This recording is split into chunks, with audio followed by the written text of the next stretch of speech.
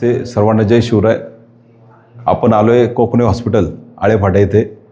काल वडगाव आनंद येथील एक अनुचित प्रकार जो घडला याबाबत खरं तर आपल्या माध्यमातून जुन्नर तालुक्याने संबंधित ती न्यूज पाहिली. आम्ही पण ती न्यूज पाहिली की लहान विद्यार्थ्यांच्या भांडणामध्ये 2 जण गंभीर जखमी झाले.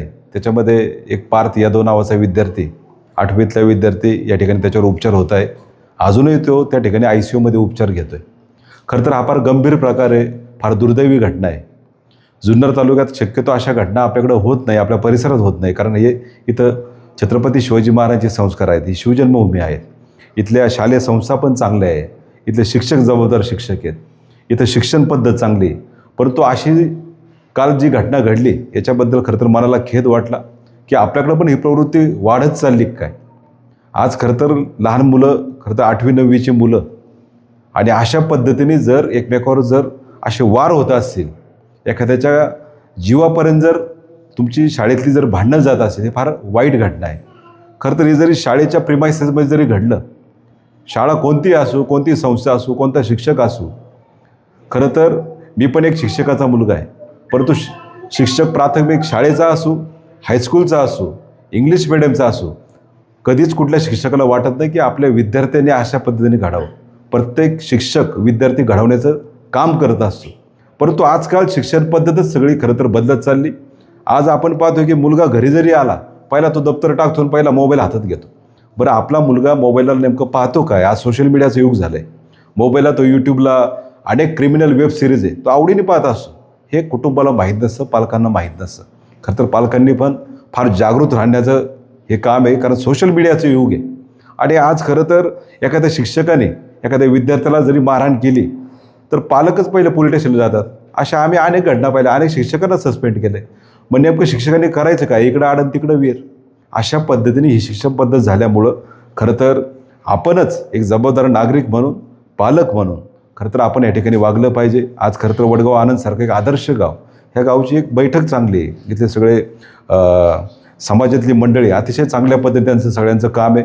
परंतु ही घडलेली घटना, खरं तर ही घडलेली वडगाव आनंदमध्ये जरी घटना घडली, परंतु हा सगळ्या जुन्नर तालुक्यात आज खरं तर अशाबाबत हे मनाला खेद वाटणारी घटना आहे, वाईट घटना आहे.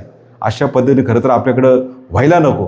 परंतु आज जर जीवापर्यंत जर ही भांडणं जात असेल तर नक्कीच याच्यावर आळा घातला पाहिजे. पोलीस डिपार्टमेंटने योग्य ती कायदेशीर कारवाई नक्कीच केली पाहिजे.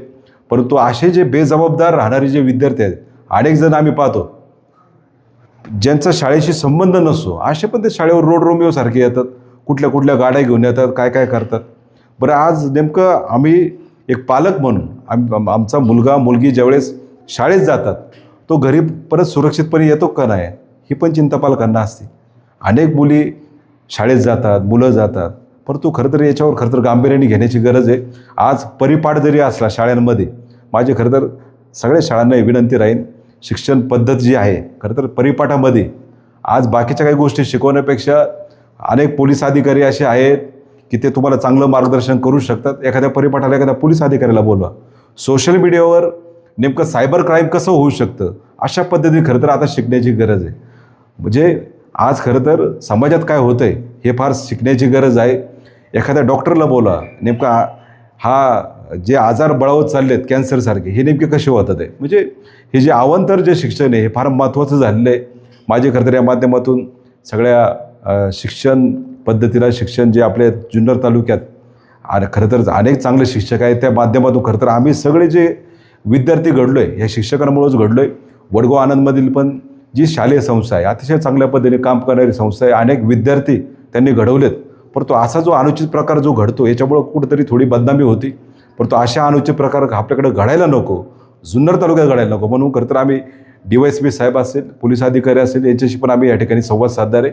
परंतु गाव पातळीवर सगळ्यांनी जर वैचारिक बैठक जर घेतली तर अशा पद्धतीने परत जर कुठली घटना होणारच नाही. परंतु या माध्यमातून खरं तर माझी सगळ्यांना विनंती राहील की अशा घटना आपल्या गावामध्ये घडू नये, आपल्या परिसरात घडू नये. ही खरं तर कालची जी घटना आहे याच्यातून आपण काहीतरी शिकलं पाहिजे.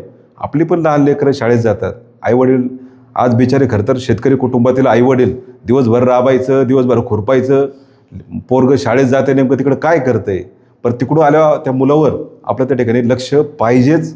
असं मी या मताचं मी खरं तर कार्यकर्ता आहे. सगळ्यांनी जागृत राहावं. सोशल मीडियाचं युग आहे, या माध्यमातून खरं तर सगळ्यांनी जागृत राहावं आणि कालची जी घटना आहे याच्यावर योग्य ती कायदेशीर कारवाई करावी, हीच माझी या ठिकाणी विनंती आहे. धन्यवाद.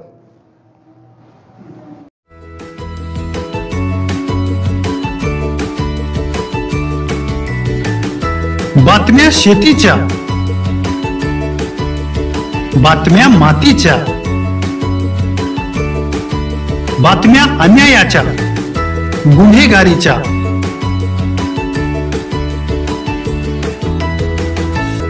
राजकारणाच्या आणि समाजकारणाच्या,